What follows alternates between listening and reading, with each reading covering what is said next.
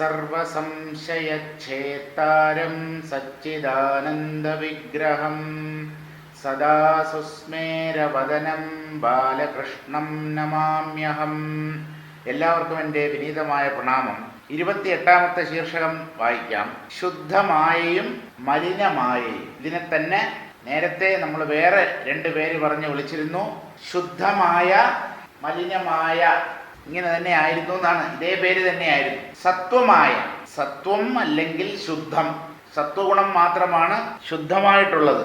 വസ്തുവിനെ വെളിപ്പെടുത്തി തരുന്നത് സത്വഗുണമാണ്.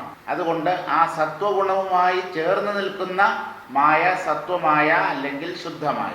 അസത്വം എന്ന് പറഞ്ഞാൽ അഴുക്ക്, മലിനം. രജസ്സും തമസ്സുമാണ് മാലിന്യങ്ങൾ. അപ്പോൾ ആ രജസ്തമോ ഗുണങ്ങളുമായി കലർന്നു നിൽക്കുന്ന മായ മലിനമായയുമാണ്. എന്ത് പറയുന്നു എന്ന് നോക്കാം. അധ്യാരോപവും അപവാദവും മായ തൻ്റെ മിഥ്യയായുള്ള കാര്യഹേതുവും നിവൃത്തിയും. കാരണം സത്യം, കാര്യം അസത്യം, ബ്രഹ്മം സത്യം. കാര്യം മായാ, കാര്യം അസത്യമാഗന്തുകം. മായയ്ക്കു പര്യായ ശബ്ദങ്ങളായി പലതുണ്ട്. കാര്യങ്ങളതും നാമരൂപങ്ങൾ പോലെ വരും. വിദ്യയും അവിദ്യയും മിഥ്യയും തമസ്സും അവ്യക്തവും പ്രധാനവും ഇങ്ങനെ ചൊല്ലിയിടുന്നു. അധ്യാരോപവും അപവാദവും മായ തൻ്റെ മിഥ്യയായുള്ള കാര്യഹേതുവും നിവൃത്തിയും. അദ്വയമായ, രണ്ടില്ലാത്ത പരമാത്മാവ് അല്ലെങ്കിൽ ബ്രഹ്മത്തിൽ നിന്ന് നാനാത്വങ്ങൾ നിറഞ്ഞ ഈ പ്രപഞ്ചം എങ്ങനെ ഉണ്ടായി? ബ്രഹ്മം കാരണവും പ്രപഞ്ചം കാര്യവുമാണ്. അപ്പോൾ ആ കാരണത്തിൽ നിന്ന് കാരണത്തിൻ്റെ യാതൊരു സ്വഭാവവും ഇല്ലാത്ത കാര്യമായ പ്രപഞ്ചം എങ്ങനെയുണ്ടായി? ഈ ചോദ്യത്തിന് എന്ത് മറുപടി നൽകും? അതിനാണ് അധ്യാരോപം, അപവാദം എന്നീ 2 യുക്തികളെ വേദാന്ത ശാസ്ത്രവും ആചാര്യന്മാരും അംഗീകരിക്കുന്നത്. എന്താണ് അധ്യാരോപം? ആരോപിക്കുക എന്ന് പറഞ്ഞാൽ ഒന്നിനെ മറ്റൊന്നായി തെറ്റിദ്ധരിക്കുക എന്നാണ് സാധാരണ അർത്ഥം. മറ്റൊരർത്ഥം ഇല്ലാത്ത ഒന്നിനെ ഉള്ളതുപോലെ അംഗീകരിച്ചുകൊണ്ട് മുന്നോട്ട് പോവുക. ജീവന്മാർക്ക് പ്രപഞ്ചം അത്യന്തം സത്യം തന്നെ. അവർക്ക് ബ്രഹ്മമാണ് സത്യം, നിങ്ങൾ ഈ കാണുന്ന പ്രപഞ്ചം മിഥ്യയാണ് എന്ന് പറഞ്ഞാൽ സാധാരണക്കാരും ഉൾക്കൊള്ളില്ല. അതുകൊണ്ട് തൽക്കാലം ഈ അജ്ഞാനികളുടെ ജഗത്ത് സത്യമാണ് എന്ന വാദത്തിനായി കൊണ്ട് അംഗീകരിക്കുന്നു. അതാണ് അധ്യാരോപം. അതിനെ ഒരു യുക്തിയായിട്ടാണ് ശാസ്ത്രങ്ങൾ വിവരിക്കുന്നത്. അധ്യാരോപം, അപവാദം, ഇത് രണ്ടും യുക്തിയാണ്. അതായത് ഇല്ലാത്ത പ്രപഞ്ചത്തെ ഉള്ളതാണ് എന്ന് അംഗീകരിച്ചുകൊണ്ട് സൃഷ്ടിയും സ്ഥിതിയും സംഹാരവും ആ ഓരോ കർമ്മങ്ങൾക്കും ഓരോ മൂർത്തിയും ബ്രഹ്മാ വിഷ്ണു മഹേശ്വരന്മാരും എല്ലാം ഉണ്ട് എന്ന പോലെ അംഗീകരിച്ചുകൊണ്ട് ഗംഭീരമായി പുരാണങ്ങൾ വിവരിക്കുന്നു. അതിൻ്റെ ഒന്നും അർത്ഥം ഈ സൃഷ്ടി സ്ഥിതി സംഹാരങ്ങളോട് കൂടിയ പ്രപഞ്ചം സത്യമാണ് എന്നല്ല. തൽക്കാലം അതൊക്കെ ഉള്ളതാണ് എന്ന് അംഗീകരിച്ചുകൊണ്ട് മുന്നേറുന്നു. അങ്ങനെ മുമ്പോട്ട് പോയി ഈ പരമാത്മാവിനെ പതുക്കെ വിവരിച്ചു തന്നതിന് ശേഷം പരമാത്മ സ്വരൂപത്തിൽ ഇങ്ങനെ നമ്മൾ ആദ്യം അംഗീകരിച്ച ദ്വൈത പ്രപഞ്ചം യഥാർത്ഥത്തിൽ ഉണ്ടാവാൻ പറ്റില്ല എന്ന് യുക്തിയുക്തം സമർത്ഥിക്കും. അതിനെയാണ് അപവാദം എന്ന് പറയുന്നത്. മലയാളത്തിലെ അപവാദമല്ല, ഇല്ലാത്തതും പൊല്ലാത്തതും പറഞ്ഞ് പരത്തലല്ല അപവാദം. തള്ളിക്കളയുക. ആദ്യം ഉണ്ട് എന്നതുപോലെ അംഗീകരിക്കുന്നത് അധ്യാരോപം. എന്നിട്ട് ആ അംഗീകരിച്ചത് തെറ്റായിരുന്നു എന്ന് യുക്തിയുക്തം സ്ഥാപിക്കുന്നത് അപവാദവുമാണ്. ഇങ്ങനെ അധ്യാരോപ അപവാദങ്ങളിലൂടെയാണ് പ്രപഞ്ചത്തിന്റെ മിഥ്യാത്വത്തെയും പരമാത്മാവിന്റെ സത്യത്വത്തെയും ശാസ്ത്രങ്ങൾ വെളിവാക്കി തരുന്നത്. അധ്യാരോപവും അപവാദവും മായ തന്റെ മിഥ്യയായുള്ള കാര്യഹേതുവും നിവൃത്തിയും. അധ്യാരോപം എന്ന് പറഞ്ഞാൽ മായയെ ഉണ്ടെന്ന് അംഗീകരിക്കുക. ബ്രഹ്മത്തിലെ ഒരു അനിർവചനീയമായ ശക്തിയാണ് മായ. ആ മായയാണ് ഒന്നായിരിക്കുന്ന സത്യത്തെ പലതെന്ന പോലെയുള്ള പ്രപഞ്ചമാക്കി തീർക്കുന്നത്. അപ്പോൾ ഈ മായ ഉണ്ട് എന്ന് അംഗീകരിച്ചുകൊണ്ടാണ് ഇതെല്ലാം പറയുന്നത്. എന്നിട്ട് അവസാനം മായ എന്താണ് എന്ന് ചോദിച്ചാൽ അങ്ങനെ ഒന്നില്ലേ ഇല്ല എന്ന് പറയുകയും ചെയ്യും. അപ്പൊ ഇല്ലാത്ത മായ ഈ പ്രപഞ്ചത്തിന് കാരണമാകുന്നു എന്ന് പറഞ്ഞാൽ ഈ പ്രപഞ്ചം ഇല്ല എന്ന് ബുദ്ധിമാൻ മനസ്സിലാക്കണം. സ്വയം ഇല്ലാത്ത ഒന്ന് മറ്റൊന്നിന്റെ കാരണം എങ്ങനെയാകും?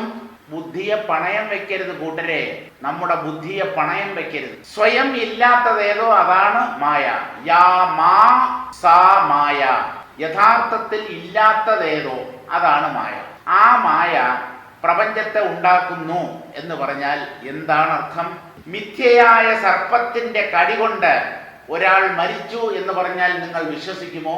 ഉള്ള പാമ്പിന്റെ കടിയേറ്റാൽ മരണം സാധ്യമാണ്, മരിക്കാനുള്ള സാധ്യതയുണ്ട്. കയറിലെ സർപ്പത്തിന്റെ കടിയേറ്റ് ഒരാൾ മരിച്ചു എന്ന് പറഞ്ഞാൽ കയറിലെ സർപ്പം മിഥ്യയാണ്, ഇല്ലേ ഇല്ല, അതിന് അങ്ങനെ ഒരു വസ്തു തന്നെ ഇല്ല. പിന്നെ അതിന്റെ വിഷം ഏറ്റ് എങ്ങനെ ഒരാൾ മരിക്കും? ഇതുപോലെയാണ് ഈ മായാവാദം. പക്ഷേ അത് ആവശ്യമാണ്. അവസാനം ആ മായ മിഥ്യയാണ്, യഥാർത്ഥത്തിൽ അങ്ങനെയൊന്നില്ല, ബ്രഹ്മം മാത്രമേ ഉള്ളൂ എന്ന് തള്ളിക്കളയുകയും ചെയ്യും. അതാണ് അപവാദം. ഈ അധ്യാരോപവും അപവാദവും മായ തന്റെ മിഥ്യയായുള്ള കാര്യഹേതുവും നിവൃത്തി. അധ്യാരോപം എന്ന യുക്തി മായയെ പ്രപഞ്ചത്തിന്റെ കാരണമായി അംഗീകരിക്കുന്നു. കാര്യത്തിന് കാരണം, പ്രപഞ്ചമാകുന്ന കാര്യത്തിന് മായയാണ് കാരണം എന്ന് പറയുന്നത് അധ്യാരോപം. എന്നിട്ട് അവസാനം പറയും ബ്രഹ്മസത്യം ജഗന്മിഥ്യ. അത് മായയുടെ ഇല്ലായ്മയെ വെളിപ്പെടുത്തി തരാനാണ് അങ്ങനെ പറയുന്നത്. അത് നിവൃത്തിയാണ്. ഇങ്ങനെ പ്രപഞ്ചത്തിന്റെ കാരണത്തിനായി പ്രപഞ്ചം എങ്ങനെ ഉണ്ടായി എന്ന് വിശദീകരിക്കാൻ വേണ്ടി മായാവാദത്തെ അംഗീകരിക്കുകയും അവസാനം മായയില്ല, ബ്രഹ്മം മാത്രമേ ഉള്ളൂ എന്ന് മായയെ തള്ളിക്കളയുകയും ചെയ്യുന്നു. ഇതാണ് അധ്യാരോപ അപവാദ യുക്തികൾ. കാരണം സത്യം, കാര്യം അസത്യം, ബ്രഹ്മം സത്യം, കാര്യം മായാകാര്യം അസത്യമാഗന്തുകം. കാരണം സത്യം. കാരണം എന്താണ്? മായ എന്നാണ് അധ്യാരോപ യുക്തിയിൽ പറയുന്നത്. പ്രപഞ്ചമാകുന്ന കാര്യത്തിന് കാരണം മായ.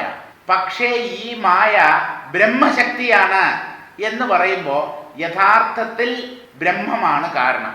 അപ്പൊ ആ കാരണമാണ് യഥാർത്ഥത്തിൽ സത്യം ഉള്ളത്. കാര്യരൂപമായ പ്രപഞ്ചം അസത്യം, ബ്രഹ്മം സത്യം. കാര്യം എന്ന് പറഞ്ഞാൽ കർത്തീയം വെളുത്തീയം ആ അർത്ഥത്തിലല്ല, കാര്യമല്ല, കാര്യം. നിന്നോടൊരു കാര്യം ചൊല്ലാം എന്ന് പദ്യങ്ങളിലൊക്കെ കാണാറുണ്ട്.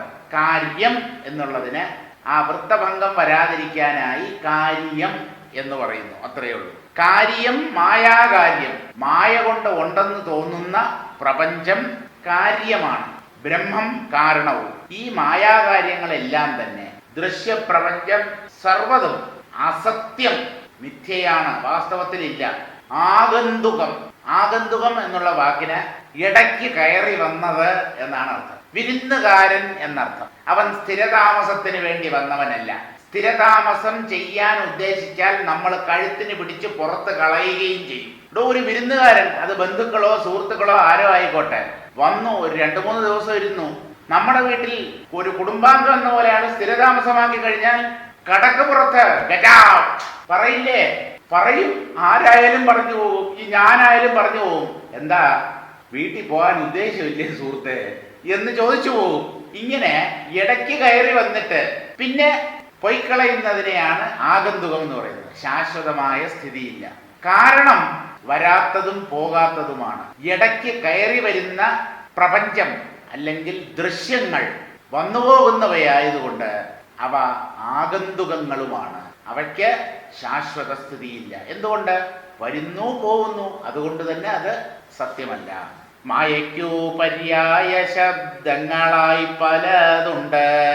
എല്ലായിടത്തും ഈ മായ എന്ന വാക്കാണോ ശാസ്ത്രങ്ങളിൽ പ്രയോഗിക്കപ്പെടുന്നത് എന്ന് ചോദിച്ചാൽ അല്ല.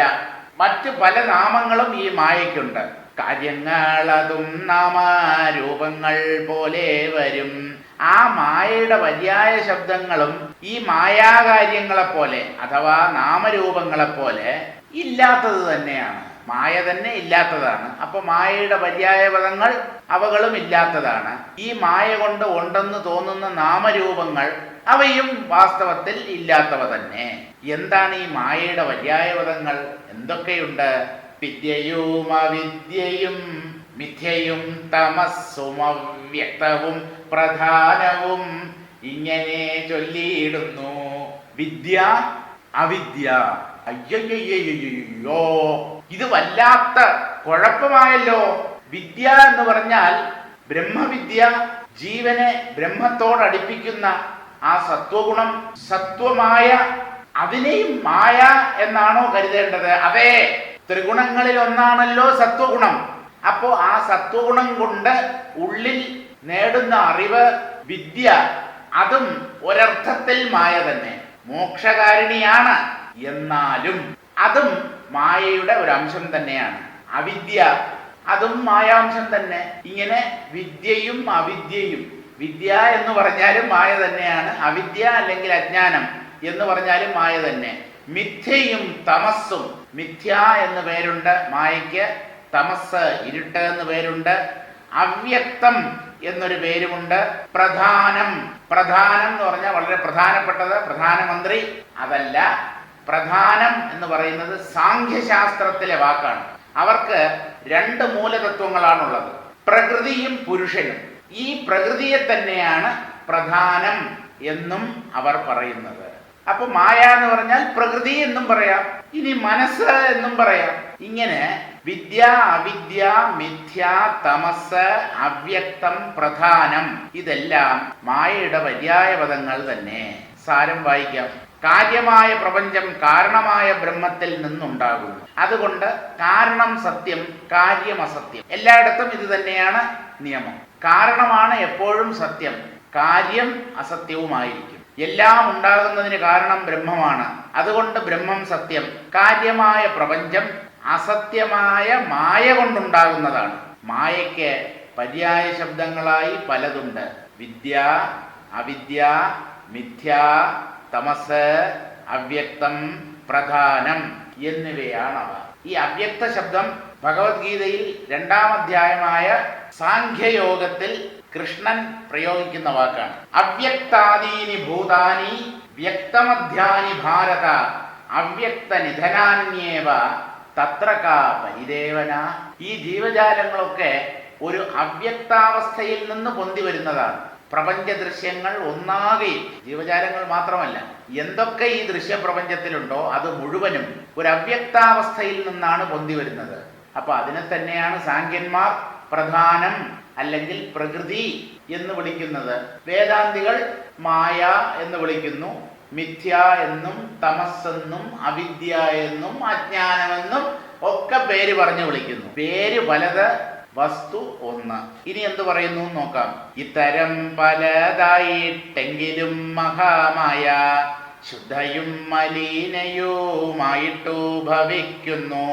ശുദ്ധയായുള്ള മായ സംസാരമയം തീർത്ത് മുക്ത്യർത്ഥയാകും പിന്നെ മിഥ്യയാം മലീനയും തന്നോടെ ഗുണങ്ങളാൽ ഒന്നുമേ തിരിക്കാതെ നിർണയമവസ്തുത്വം വസ്തുത്വമെന്നാക്കുന്നു. നിർഗുണേ സഗുണവും കേവലേ ദ്വൈതീഭാവ നിശ്ചയത്വവുമുണ്ടാക്കുന്നു ഭ്രാന്തിയെപ്പോലെ. ഇത്തരം പലതായിട്ടെങ്കിലും, ഇങ്ങനെ പല പേരിൽ മായ അറിയപ്പെടുന്നുണ്ടെങ്കിലും, മായ അല്ല മഹാമായ, സകലരെയും ഇട്ട് വട്ടം കറക്കുന്ന മായ. ഈ മായയുടെ ഭ്രമിപ്പിക്കാനുള്ള കഴിവിനെ ശങ്കരാചാര്യ സ്വാമികൾ മായാ പഞ്ചകം എന്ന 5 പദ്യങ്ങൾ ഉൾക്കൊള്ളുന്ന ഒരു ചെറിയ കൃതിയിൽ വർണ്ണിക്കുന്നുണ്ട്. ആ ഓരോ പദ്യവും അഘടിത ഘടന പഠീയസി മായ എന്നാണ് അവസാനിക്കുന്നത്. ഒരിക്കലും ചേരാത്ത രണ്ടിനെ ചേർത്ത് ഗംഭീരന്മാരെ പോലും ഭ്രമിപ്പിക്കുന്ന ശക്തിയെയാണ് മായ എന്ന് പറയുന്നത്. ആ മായയെ ജയിക്കാൻ വലിയ പ്രയാസമാണ്. ദൈവീ ഹേഷാ ഗുണമയീ മമ മായാ ദുരത്യയ മാമേവ യേ പ്രപദ്യന്തേ മായാമേതാം തരന്തിതേ. ഈശ്വരനെ തന്നെയാണ് ശരണം പ്രാപിക്കേണ്ടത്. എന്തിന്? ഈശ്വരശക്തിയായ മായയെ ജയിക്കാൻ. ഇങ്ങനെ മായയ്ക്ക് പല പേരുണ്ട്. പക്ഷേ ഈ മായ പ്രധാനമായും രണ്ട് തരത്തിലാണ് പ്രകടമാകുന്നത്. അനന്തകോടി ബ്രഹ്മാണ്ടങ്ങൾ മായാകാര്യങ്ങളാണെങ്കിലും ഈ മായയെ പ്രധാനമായി രണ്ടായി തരംതിരിക്കാം. ശുദ്ധയും മലിനയുമായിട്ട് ഭവിക്കുന്നു. ഒന്ന് ശുദ്ധമായ അല്ലെങ്കിൽ സത്വമായ, ഉണ്ണിമായല്ല, ശുദ്ധമായ സത്വമായ, അല്ലെങ്കിൽ രണ്ടാമത്തെ വിഭാഗത്തിന്റെ പേര് അസത്വമായ അല്ലെങ്കിൽ മലിനമായ. മലിനമായ മായ, മലിനമായ, ശുദ്ധമായ മായ, ശുദ്ധമായ. ഇങ്ങനെ ശുദ്ധമായയും മലിനമായയും ഉണ്ട്. അത് ആ രണ്ടിൽ ശുദ്ധമായ എന്തു ചെയ്യുന്നു, മലിനമായ എന്തു ചെയ്യുന്നു, എങ്ങനെയാണ് ഇവ പ്രവർത്തിക്കുന്നത്? നാം എന്തിനെയാണ് ആശ്രയിക്കേണ്ടത്?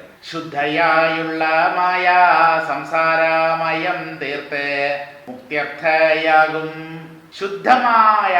ശുദ്ധമായയെ അംഗീകരിച്ചാൽ, ആശ്രയിച്ചാൽ സംസാരം എന്ന രോഗം തീർന്നു കിട്ടും. അത് നമ്മെ സംസാരത്തിൽ നിന്ന് മോചിപ്പിക്കും, മോക്ഷത്തിൽ കൊണ്ടുചെന്നെത്തിക്കും, മുക്തി അർത്ഥയാകും. ശുദ്ധമായയെ ആശ്രയിക്കുന്നവർ മോക്ഷത്തിലേക്ക് പോകുന്നു. പിന്നെ മിഥ്യയാം മലിനയും, മിഥ്യ അല്ലെങ്കിൽ മലിനമായ അതെന്ത് ചെയ്യും? തന്നുടെ ഗുണങ്ങളാൽ ഒന്നുമേ തിരിക്കാതെ ഈ മായയുടെ, അല്ലെങ്കിൽ സാധാരണ മായയല്ല, മലിനമായ, ആ മലിനമായയുടെ ഗുണങ്ങൾ രണ്ടാണ്. സത്വമായയ്ക്ക് ഒന്നേ ഉള്ളൂ, അത് സത്വഗുണമാണ്. മറ്റ് രണ്ട് പ്രകൃതി ഗുണങ്ങളും മലിനമായയ്ക്കകത്താണ്, രജസ്സും തമസ്സും.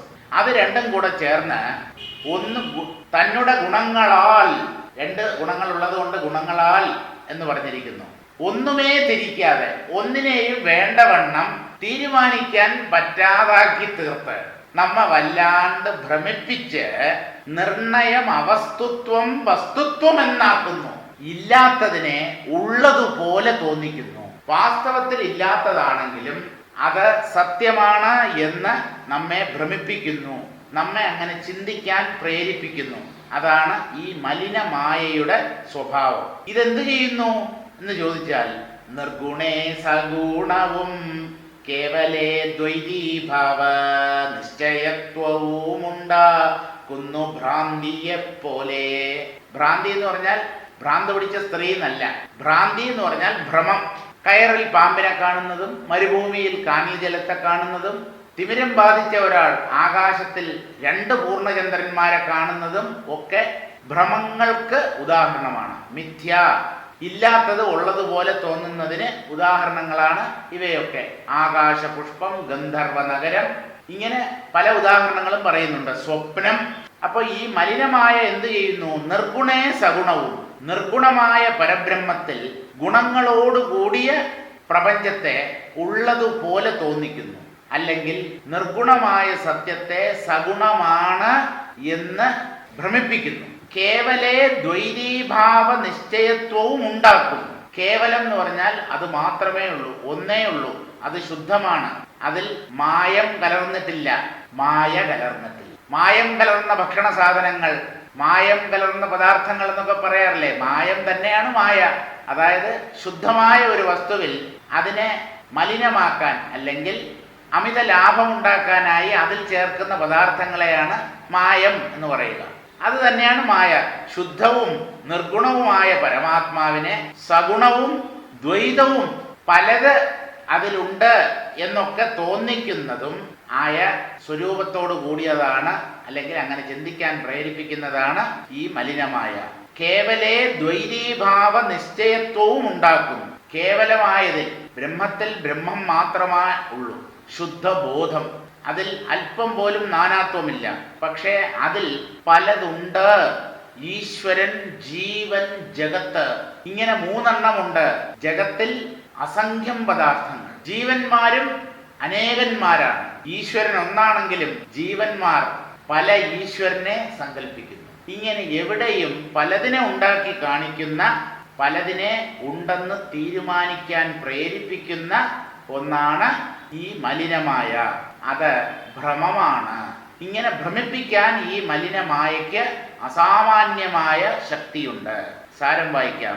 ഇപ്രകാരം മായയെ പലതായി പറയുന്നുണ്ടെങ്കിലും മഹാമായ ശുദ്ധയെന്നും മലിനയെന്നും രണ്ടായി പറയപ്പെടുന്നു. ശുദ്ധയായ മായ സംസാര ദുഃഖത്തെ തീർത്ത് ജീവനെ മുക്തമാക്കും. അശുദ്ധമായ മായ അല്ലെങ്കിൽ അശുദ്ധമായ മിഥ്യാധാരണയാൽ അവിദ്യയാൽ ആവരണം ചെയ്ത് സദ്ഗുണങ്ങളിലേക്ക് തിരിയാതെ അവിദ്യയിൽ കഴിയുന്നു, അവിദ്യയിൽ കഴിയാൻ പ്രേരിപ്പിക്കുന്നു എന്നർത്ഥം. അപ്രകാരം വർത്തിക്കുന്നത് നിമിത്തം വസ്തു എന്തെന്നറിയുന്നില്ല. പരമാർത്ഥം സത്യം അതിനെ മനുഷ്യർക്ക് അറിയാൻ കഴിയുന്നില്ല. വിദ്യാസമ്പന്നർക്ക് നിർഗുണ ബ്രഹ്മചിന്തയാൽ സഗുണവും കേവല ഭാവനാദ്വൈത ഭാവ നിശ്ചയത്വവും ഉണ്ടാക്കുന്നു. നിർഗുണ ബ്രഹ്മത്തിലേക്ക് അടുപ്പിക്കുന്നത് സത്വമായയാണ്, ശുദ്ധമായയാണ്. അത് ആദ്യം ഈശ്വരൻ എന്ന ഉപാധിയെ അംഗീകരിക്കുന്നു, അതിലൂടെ നിർഗുണമായ ബ്രഹ്മത്തിൽ ചെന്നെത്തുന്നു. ഇങ്ങനെ ഭാവനയിൽ അദ്വൈതത്തെ ഉറപ്പിക്കാൻ സഹായിക്കുന്നതാണ് ശുദ്ധമായ. അതെങ്ങനെയെന്നാൽ മാനസിക വിഭ്രാന്തി പോലെ എന്നും അറിയുക.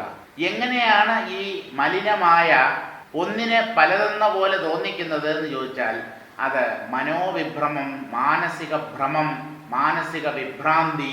എങ്ങനെയോ ഭ്രാന്ത് പിടിച്ചവർക്ക് പലതും ഉണ്ടെന്ന് തോന്നും.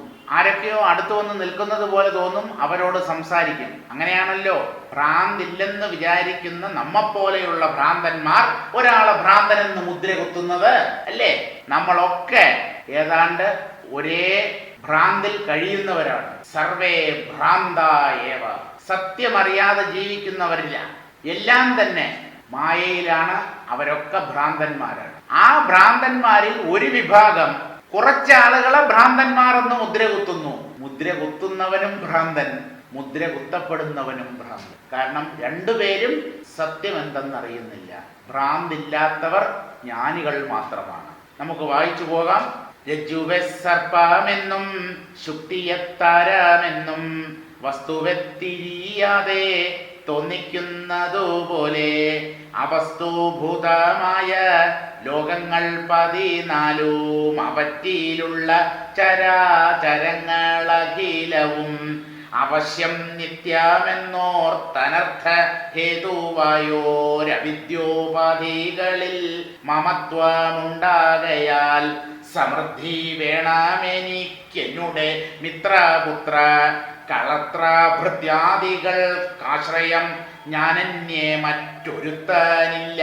ധനധാന്യാദി വസ്തുക്കളെ ഭരിച്ചിടുവാനെന്നും എന്നുടെ ദേഹം നന്നായി ഭരിച്ചിടണമപായങ്ങളെ സൂക്ഷിച്ചിട്ട് വസിച്ചിടണം മരിപ്പോളവും മനോജ്ഞമായി രമിച്ചിടണമിഹ ലോകസൗഖ്യങ്ങളെല്ലാം ഭുജിച്ചിടണമോരോ സത്കർമ്മങ്ങളെ ചെയ്ത് ലഭിച്ചിടണം സ്വർഗമിങ്ങനെ മായാബലാദ് വസ്തു വസ്തു വസ്തുവാക്കി കൽപ്പിച്ചു. ലഭിച്ചിടണം സ്വർഗമിങ്ങനെ മായാബലാദ് വസ്തു വസ്തു വസ്തുവാക്കി കൽപ്പിച്ചു ഭ്രമിക്കുന്നു. അവിടെ എന്തോ ഒരു വൃത്തഭംഗമുണ്ട്. അവസ്തു വസ്തു, പിന്നെയും ഒരു വസ്തു ഉണ്ട്. ആ ഒരു വസ്തുവാണ് വൃത്തഭംഗം ഉണ്ടാക്കുന്നത്. ആ ഒരു വസ്തുവിനെ എടുത്തു മാറ്റിയാൽ പ്രശ്നങ്ങൾ തീരും. ലഭിച്ചിടണം സ്വർഗമിങ്ങനെ മായാബലാദ് വസ്തു വസ്തുവാക്കി കൽപ്പിച്ചു ഭ്രമിക്കുന്നു. ഇപ്പൊ സംഭവം ക്ലീനായി. അക്ഷര തെറ്റാണ്, അച്ചടി പിശകാണ്. വസ്തു എന്നുള്ള വാക്ക് 2 പ്രാവശ്യം വന്നിരിക്കും. എന്താണ് ഈ ഭ്രമം? ഭ്രമജ്ഞാനം അല്ലെങ്കിൽ തെറ്റിദ്ധാരണ. തെറ്റിദ്ധാരണ ഉണ്ടാക്കുന്നതാണ് മലിനമായയുടെ ജോലി എന്ന് പറഞ്ഞല്ലോ. അപ്പൊ ആ ഭ്രമത്തിന് ഉദാഹരണമായി പല കാര്യങ്ങളെയും പറയുകയാണ്. രജ്ജുവ സർപ്പമെന്നും, അതായത് കയറിനെ പാമ്പെന്നും, ശുക്തിയെ താരമെന്നും. ശുക്തി എന്ന് പറഞ്ഞാൽ മുത്തുച്ചിപ്പി. മുത്തുച്ചിപ്പിയെ അകലത്തു നിന്ന് നോക്കിയാൽ അത് വെള്ളിയാണെന്ന് തോന്നും. അടുത്ത് എന്ന് നോക്കുമ്പോഴാണ് അത് വെള്ളി നാണയമല്ല, വിലയൊന്നുമില്ലാത്ത വെറും മുത്തുച്ചിപ്പിയാണ് എന്ന് മനസ്സിലാക്കുന്നത്. ശുക്തിയെ താരമെന്നും വസ്തുവെ തിരിയാതെ. ഈ തിരിയാതെ എന്ന് പറഞ്ഞാൽ വേണ്ടവണ്ണം മനസ്സിലാക്കാതെ ബോധിക്കാതെ തോന്നിക്കുന്നത് പോലെ മനുഷ്യർക്ക് തോന്നുന്നു, മനുഷ്യർ ഭ്രമിക്കുന്നു. മലയാളത്തിലൊരു ചൊല്ലുണ്ട്, നല്ലത് പറഞ്ഞാൽ തിരിഞ്ഞിരിക്കണം. പെട്ടെന്ന് എന്താ നമ്മുടെ മനസ്സിൽ ഇതിന്റെ അർത്ഥം പ്രകാശിക്കുക? ആരെങ്കിലും നല്ലത് പറഞ്ഞു കഴിഞ്ഞാൽ പുറംതിരിഞ്ഞിരിക്കണം, നല്ലത് പറഞ്ഞാൽ തിരിഞ്ഞിരിക്കണം. അതല്ല, തിരിയുക എന്ന് പറഞ്ഞാൽ ശരിയാണെന്ന് തോന്നുക, ബോധിക്കുക, അംഗീകരിക്കുക. ഒരാൾ നല്ലത് പറഞ്ഞാൽ അതിനെ നാം സർവാത്മന പൂർണ്ണ മനസ്സോടുകൂടെ അംഗീകരിക്കണം, മനസ്സിലാക്കണം, ഉൾക്കൊള്ളണം. ഇതാണ് നല്ലത് പറഞ്ഞാൽ തിരിഞ്ഞിരിക്കണം എന്ന് പറയുന്നത്, അല്ലാതെ പുറംതിരിഞ്ഞിരിക്കണം എന്നല്ല. ഇവിടെയും അതാണ്, വസ്തുവെ തിരിയാതെ തോന്നിക്കുന്നത് പോലെ, വസ്തുവിനെ വേണ്ടവണ്ണം മനസ്സിലാക്കാതെ ബോധിക്കാതെ അതെന്താണ് എന്ന് വിവേകം കൊണ്ടറിയാതെ അത് മറ്റൊന്നെന്ന പോലെ തോന്നുന്നു. അപ്പോൾ അവിവേകം തന്നെയാണ് ഈ മായ എന്ന് പറയുന്നത്. അപ്പൊ മായയ്ക്ക് ഒരു പര്യായ പദം കൂടെയായി അവിവേകം. അവസ്തുഭൂതമായ ലോകങ്ങൾ 14, 14 ലോകങ്ങളുടെ കണക്കാണ് പുരാണങ്ങൾ മിക്കവാറും നമ്മുടെ മുമ്പിൽ നിരത്തുന്നത്. അതൊക്കെ അവസ്തുഭൂതം, യഥാർത്ഥത്തിൽ ഇല്ലാത്തവയാണ്, വെറും ഭ്രമങ്ങൾ. അതൊന്നും ശാശ്വതമല്ല, എല്ലാം നശിച്ചുകൊണ്ടിരിക്കുന്നവയാണ്, അവസാനം പൂർണ്ണമായി നഷ്ടമാവുകയും ചെയ്യും. ഈ ലോകങ്ങൾ 14 അവറ്റിലുള്ള ചരാചരങ്ങൾ അഖിലവും, ഈ 14 ലോകങ്ങളിൽ ജീവിക്കുന്ന ചലിക്കുന്നതും ചലിക്കാത്തവയുമായ സർവവും ഭ്രമമാണ്. പക്ഷേ മായാമോഹിതനായ മനുഷ്യൻ ഇതൊക്കെ സത്യം എന്ന് കരുതി വസ്തുവിനെ തിരിയാതെ ഇരിക്കുന്നു, വേണ്ടവണ്ണം ആത്മാവിനെ അറിയാതെ ഇരിക്കുന്നു. അയാൾ എന്തു ചെയ്യുന്നു എന്നാണ് ഇനി പറയുന്നത്. അവശ്യം നിത്യമെന്നോർത്ത് ഇതൊക്കെ സത്യം തന്നെയാണ് എന്നങ്ങ് തീരുമാനിച്ച്, തെറ്റിദ്ധരിച്ച് അനർത്ഥഹേതുവായോരവിദ്യോപാധികളിൽ മമത്വം ഉണ്ടാകയാൽ, ഈ അനർത്ഥങ്ങൾക്ക് മുഴുവൻ കാരണം അവിദ്യയുടെ ഉപാധികളാണ്.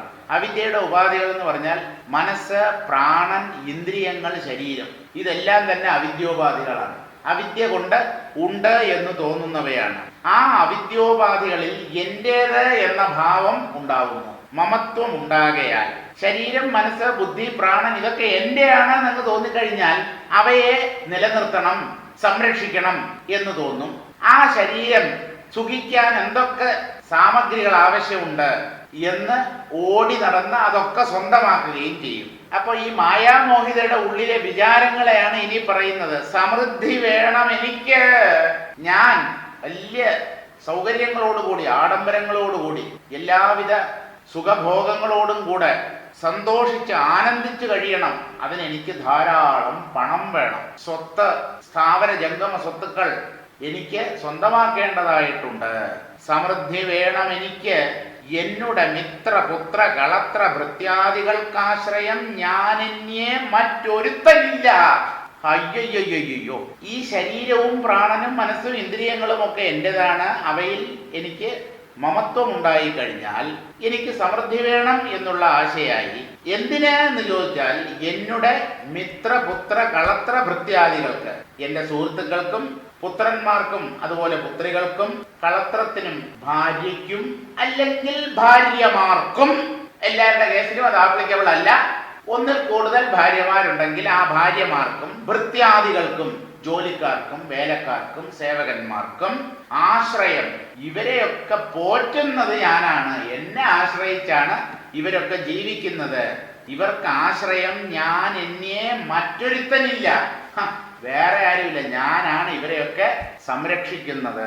ഈ തട്ടുംപുറത്ത് പറ്റിപ്പിടിച്ചിരിക്കുന്ന ഗൗളി ഉണ്ടല്ലോ, പല്ലി, ഇതിന്റെ വിചാരം താനാണ് ഈ തട്ടിനെ താങ്ങുന്നത് എന്നാണ്. ഇതുപോലെയാണ് മനുഷ്യന്റെ വിചാരം. അനന്തകോടി ബ്രഹ്മാണ്ടങ്ങളെ ഉണ്ടാക്കി താങ്ങി നിലനിർത്തി അവയെ ലയിപ്പിക്കാൻ കഴിവുള്ള പരമസത്യമാണ് ഇവിടെ എല്ലാറ്റിനും ഉത്തരവാദി. അവിടെ ഞാനെന്ന കൊച്ചു മനുഷ്യന് എന്ത് ശക്തിയാണുള്ളത്? നമുക്ക് എന്ത് ചെയ്യാൻ പറ്റും? ദുർബലൻ, കൃമികീടത്തെ പോലെ അശക്തൻ, മലിന പദാർത്ഥങ്ങളിൽ പുളഞ്ഞ് രസിക്കുന്നവൻ അല്ലേ? ഞങ്ങൾ കൃമികീടങ്ങളൊന്നുമല്ല, ഞങ്ങൾ മനുഷ്യരാണ്. പക്ഷെ സുഖത്തിന്റെ പുറകെ പായുക, നശ്വര പദാർത്ഥങ്ങളിൽ രമിക്കുക, അതൊന്നും മനുഷ്യൻ എന്ന പദത്തിന് ചേർന്ന നടപടികളല്ല. അങ്ങനെയുള്ള പ്രവൃത്തികൾ ഒരു വിവേകിയായ മനുഷ്യൻ ചെയ്യില്ല. അപ്പോ മോഹമാണ് എല്ലാവരുടെയും ഉള്ളിൽ. അപ്പോ ഇവർക്കൊക്കെ ആശ്രയം ഞാനെന്നേ മറ്റൊരുത്തനില്ല, ഞാനാണ് ഇവരെയൊക്കെ പോറ്റേണ്ടത്, സംരക്ഷിക്കേണ്ടത്. അപ്പോഴെന്താ, ധനധാന്യാദി വസ്തുക്കളെ, ധനം ധാന്യം മുതലായവയെ ഭരിച്ചിടുവാൻ എന്നും എന്നുടെ ദേഹം നന്നായി ഭരിച്ചിടണം. അപ്പൊ ഞാൻ ഇവരെയൊക്കെ പോറ്റണമെങ്കിൽ ധനവും ധാന്യവും ഒക്കെ ഞാൻ സമ്പാദിക്കേണ്ടതായിട്ടുണ്ട്. അതൊക്കെ സമ്പാദിക്കണമെങ്കിൽ എൻ്റെ ശരീരം പുഷ്ടിയായിരിക്കണം, ആരോഗ്യത്തോടു കൂടിയിരിക്കണം. അപ്പോൾ ദേഹത്തെ സംരക്ഷിക്കണം, അതിന് അസുഖമൊന്നും ഉണ്ടാവരുത്. നല്ല ഭക്ഷണം, ശുദ്ധവായു, ശുദ്ധജലം. അസുഖം വന്നാൽ ചികിത്സിക്കണം, വേണ്ടാന്നല്ല കേട്ടോ, അസുഖം വന്നാൽ ചികിത്സിക്കണം. പക്ഷെ ഈ ശരീരം ഞാനാണ് എന്ന് മാത്രം വിചാരിക്കരുത്. ആ വിചാരമില്ലാതെ നിങ്ങൾ ചികിത്സിച്ചോളൂ, ആശുപത്രിയിൽ ചെന്ന് കിടന്നോളൂ, ഒരു വിരോധവുമില്ല. ഞാൻ ദേഹമാണ് എന്ന ഭ്രമത്തിന് അടിമയാകാൻ പാടില്ല. ദേഹം നന്നായി ഭരിച്ചിടണം, അപായങ്ങളെ സൂക്ഷിച്ചിട്ട്, അപായങ്ങളും ആപത്തുകളും ഒന്നും എന്നെ ബാധിക്കാതെ വളരെ കരുതലോടുകൂടിയിരിക്കണം എന്നൊക്കെ വിചാരിച്ച് വസിച്ചിടണം. മരിപ്പോളവും മനോജ്ഞമായി അടിച്ച് പൊളിച്ച് ജീവിക്കണം. എത്ര കാലം? മരിക്കുന്നത് വരെ. രമിച്ചിടണമിഹ ലോകസൗഖ്യങ്ങളെല്ലാം ഭുജിച്ചിടണം. രമിച്ചിടണം, ആസ്വദിക്കണം. ഇന്ദ്രിയങ്ങളും മനസ്സുണ്ട്, ഇന്ദ്രിയങ്ങളെയും ശരീരത്തെയും വെച്ചുകൊണ്ട് എന്തൊക്കെ സുഖങ്ങൾ എത്രത്തോളം ആസ്വദിക്കാൻ പറ്റുമോ രമിക്കണം. Eat, drink and be merry. ആസ്വദിക്കുക, അടിച്ചു പൊളിച്ച് ജീവിക്കുക. ധർമ്മം അധർമ്മം, സത്യം നീതി, ഇതിനൊന്നും ഒരർത്ഥവുമില്ല. ഋണം കൃത്വാ ഘൃതം പിബേത്. കടം വാങ്ങിച്ചിട്ടെങ്കിലും ഈ നെയ്യ് കൂട്ടി ഊണ് കഴിച്ച് ശരീരത്തെ പുഷ്ടിപ്പെടുത്തി ഇന്ദ്രിയ സുഖങ്ങൾ അനുഭവിച്ച് അവസാനം വരെ ദുഃഖങ്ങളൊന്നുമില്ലാതെ അസുഖങ്ങളൊന്നുമില്ലാതെ ജീവിക്കണം എന്നാണ് ഈ അല്പനായ മനുഷ്യന്റെ വിചാരം. പക്ഷെ ഇവന്റെ കണക്ക് കൂട്ടലുകളൊക്കെ തകർന്ന് തരിപ്പണമാക്കും പ്രകൃതി. കാരണം മായയാണ്. ഇവൻ വിചാരിക്കുന്നത് പോലെയൊക്കെ സംഭവിച്ചു കഴിഞ്ഞാൽ താൻ ഈശ്വരനാണ് എന്ന് പോലും ഇവൻ അഹങ്കരിക്കാൻ തുടങ്ങും. അതിന് മായ സമ്മതിക്കില്ല. ഈശ്വര ശക്തിയായ മായ ജീവനെ താൻ ഈശ്വരനാണ് എന്ന് അഹങ്കരിക്കാൻ സമ്മതിക്കില്ല. അതുകൊണ്ടെന്താ, നമ്മുടെ കണക്ക് കൂട്ടലുകളൊക്കെ പിഴച്ചുപോകും. രമിച്ചിടണം, ഇഹലോക സൗഖ്യങ്ങളെല്ലാം ഭുജിച്ചിടണം, എല്ലാം ആസ്വദിക്കണം. ഓരോ സത്കർമ്മങ്ങളും ചെയ്ത്, ഇനി അതുപോരാ, ഇഹലോകത്തിലുള്ള സൗഖ്യങ്ങൾ മാത്രം അനുഭവിച്ചാൽ പോരാ, പുണ്യകർമ്മങ്ങൾ പലതും ചെയ്ത് യാഗയജ്ഞാദികൾ ചെയ്ത് ലഭിച്ചിടണം സ്വർഗം. സ്വർഗലോകത്തേക്ക് പോണം.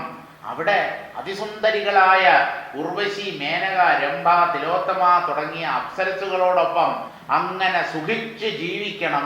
ഇവിടെയുള്ളത് പോരാ, അവിടെയും ചെന്ന് അവിടുത്തെ സുഖങ്ങളും അനുഭവിക്കണം. ലഭിച്ചിടണം സ്വർഗം. ഇങ്ങനെ മായാബലാത്, ഈ മായയുടെ സ്വാധീന വലയത്തിൽപ്പെട്ട് അവസ്തു വസ്തുവാക്കി കൽപ്പിച്ച് ഭ്രമിക്കുന്നു.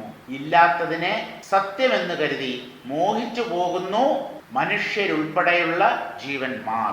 സാരം വായിക്കാം. കയറിനെ പാമ്പെന്നും ചിപ്പിയെ വെള്ളിയെന്നും വസ്തുനിർണയം ചെയ്യാനാവാതെ മിഥ്യാധാരണയുണ്ടാകുന്നത് പോലെ അവസ്തുഭൂതങ്ങളായ ലോകങ്ങൾ 14 അവയിലുള്ള ചരാചരങ്ങൾ മുഴുവനും സത്യവും നിത്യവും എന്നോർത്ത് അനർത്ഥഹേതുവായ അവിദ്യാ മാധ്യമങ്ങളിൽ മമത ഉണ്ടാകുന്നത് നിമിത്തം സമ്പദ് സമൃദ്ധി വേണമെന്ന ആഗ്രഹം ജനിക്കുന്നു.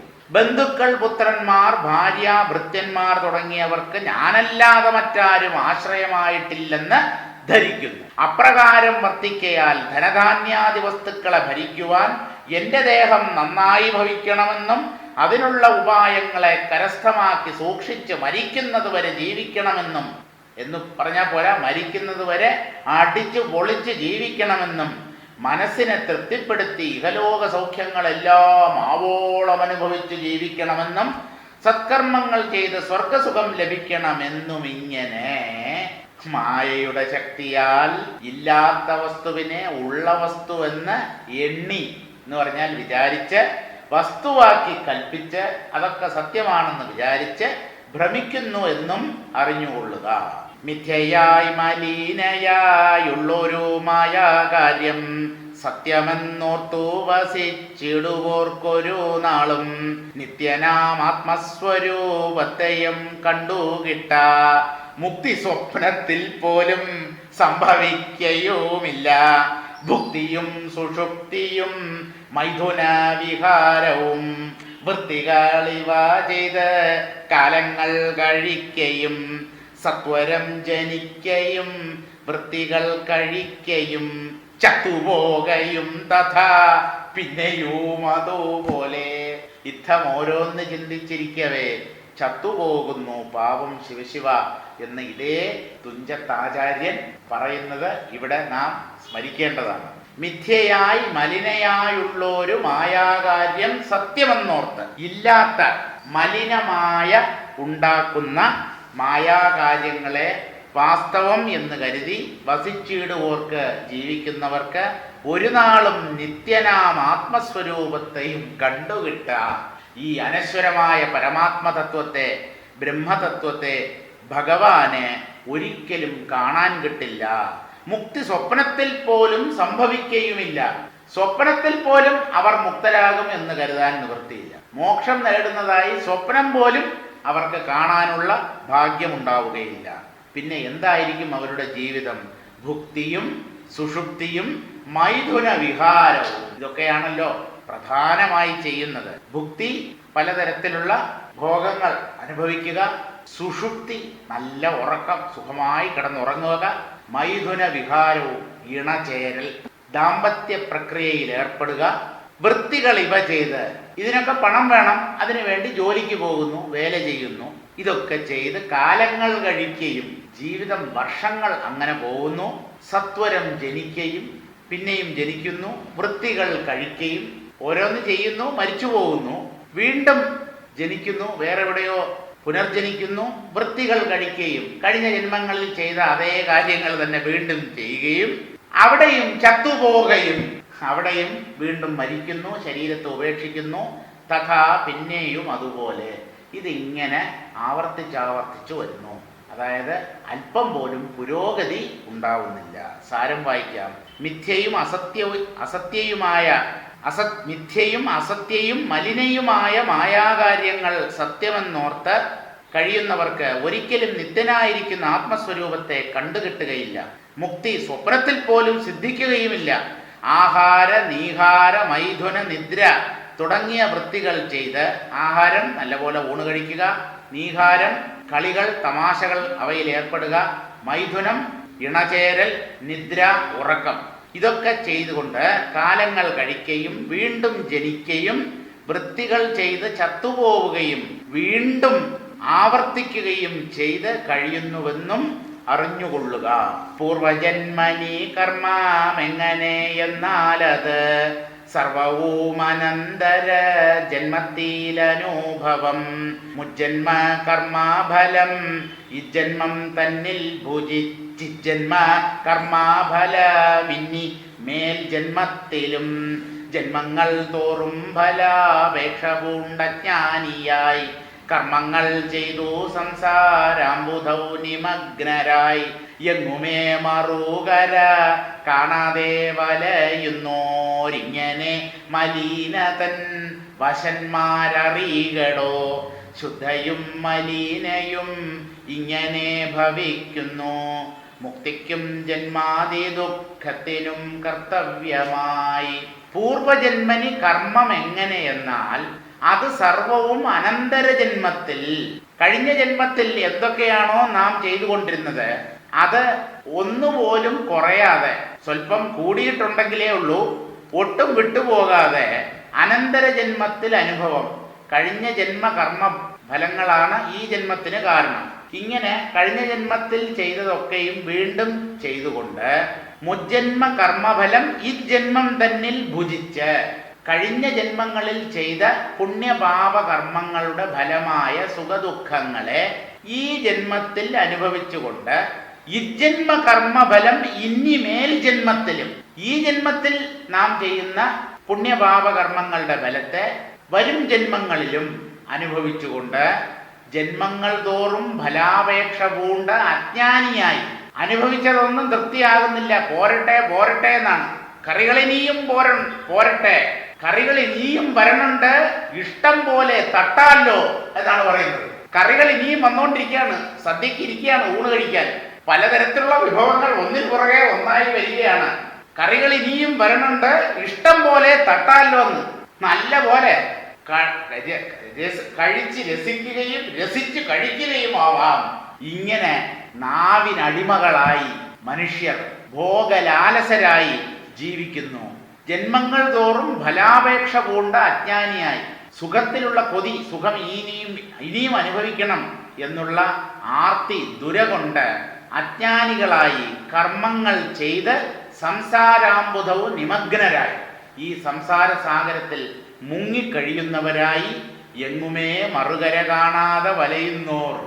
അക്കരെ എങ്ങനെയാണ് ചെന്ന് പറ്റുക എന്നറിയാതെ ഈ സംസാര സാഗരത്തിൽ മുങ്ങിയും പൊങ്ങിയും കഴിയുന്ന ഈ ജീവന്മാർ മലിനതൻ വശന്മാരറികടോ. അല്ലയോ ബാലികേ, അല്ലെങ്കിൽ സുന്ദരി, അല്ലയോ ശിഷ്യേ, മംഗളസ്വരൂപേ, ഇങ്ങനെ കഴിയുന്നവർ, സുഖമാണ് ജീവിത ലക്ഷ്യം, സുഖാനുഭവമാണ് എന്ന് കരുതി കഴിയുന്നവർ മലിനമായയുടെ അധീനതയിലാണ് എന്ന് നീ മനസ്സിലാക്കുക. ശുദ്ധയും മലിനയും ഇങ്ങനെ ഭവിക്കുന്നു. ഇങ്ങനെയാണ് ശുദ്ധമായയും മലിനമായയും മനുഷ്യരിൽ പ്രവർത്തിക്കുന്നത്. മുക്തിക്കും ജന്മാദി ദുഃഖത്തിനും കർത്തവ്യമായി ശുദ്ധമായ മുക്തിക്കും മലിനമായ ജന്മാദി ദുഃഖങ്ങൾക്കും കാരണഭൂതയായി തീരുന്നു. അതുകൊണ്ട് നാം മലിനമായയെ തള്ളിക്കളഞ്ഞിട്ട് ശുദ്ധമായയെ അംഗീകരിക്കണം. അതാണ് നമ്മെ മോക്ഷത്തിലേക്ക് നയിക്കുക. സാരം വായിക്കാം. പൂർവജന്മങ്ങളിൽ അനുഷ്ഠിച്ച കർമ്മം എപ്രകാരമായിരുന്നുവോ അവയെല്ലാം തന്നെ തുടർന്നുള്ള ജന്മത്തിലും അനുഭവിക്കണം. മുജ്ജന്മ കർമ്മഫലം ഈ ജന്മത്തിലും, ഈ ജന്മത്തിലെ കർമ്മഫലം തുടർന്നുള്ള ജന്മത്തിലും അനുഭവിക്കുന്നു. ഇപ്രകാരം ജന്മങ്ങൾ തോറും ഫലാപേക്ഷ പൂണ്ട് സുഖങ്ങളിൽ ആസക്തരായി ഇന്ദ്രിയ സുഖങ്ങൾ വീണ്ടും വീണ്ടും അനുഭവിക്കണം എന്നുള്ള കൊതിയോടുകൂടി അജ്ഞാനിയായി കർമ്മങ്ങൾ ചെയ്ത് സംസാരത്തിൽ നിമഗ്നരായി എന്ന് പറഞ്ഞാൽ മുങ്ങി എങ്ങും മറുകര കാണാതെ വലയുന്നവർ മലിനയായ മായയിൽ അകപ്പെട്ട് കഴിയുന്നു എന്ന് അല്ലയോ സ്ത്രീരത്നമേ നീ അറിയുക. ശുദ്ധയും മലിനയും ഇപ്രകാരം ഭവിക്കുന്നു. ശുദ്ധമായയും മലിനമായയും ഇങ്ങനെയാണ് പ്രപഞ്ചത്തിൽ മനുഷ്യ മനസ്സിൽ പ്രവർത്തിക്കുന്നത്. ഇങ്ങനെ വർത്തിക്കുന്നതിനാൽ മുക്തിക്കും ജന്മാദി ദുഃഖത്തിനും ഇവ യഥാക്രമം കാരണമായി ഭവിക്കുന്നു എന്നറിഞ്ഞാൽ ശുദ്ധമായ മുക്തിക്കും മലിനമായ ജന്മാദി ദുഃഖത്തിനും കാരണമായി ഭവിക്കുന്നു എന്ന് നീ നല്ലപോലെ മനസ്സിലാക്കി വിവേകത്തെ ആശ്രയിച്ച് മലിനമായയെ പരിത്യജിച്ച് ശുദ്ധമായയെ അംഗീകരിച്ച് മായാതീതമായ ബ്രഹ്മത്തെ സാക്ഷാത്കരിച്ച് മോക്ഷം നേടണം എന്നാണ് ആചാര്യൻ ആ സ്ത്രീരത്നത്തോട് ഉപദേശിക്കുന്നത്. അങ്ങനെ 28ാമത്തെ ശീർഷകമായ ശുദ്ധമായയും മലിനമായയും എന്ന ഭാഗം അവസാനിക്കുന്നു. അടുത്തത് 29ാമത്തെ ശീർഷകമാണ് ജീവേശ്വര ഭേദം. ജീവനും ഈശ്വരനും തമ്മിൽ ഭേദമുണ്ടോ? ഉണ്ടെങ്കിൽ എന്താണ്? ഇനി രണ്ടും ഒന്ന് തന്നെയാണ് എന്നും ശാസ്ത്രങ്ങൾ പറയുന്നു. അങ്ങനെയാണെങ്കിൽ ഏതർത്ഥത്തിലാണ് ജീവേശ്വരന്മാർ ഒന്നായിരിക്കുന്നത്? ഏതർത്ഥത്തിലാണ് അവർ ഭിന്നരായിരിക്കുന്നത്? ആ ജീവേശ്വര ഭേദം എന്താണ് എന്നാണ് അടുത്ത ശീർഷകത്തിൽ പറയുന്നത്. ആ ഭാഗം നമുക്ക് അടുത്ത ക്ലാസ്സിൽ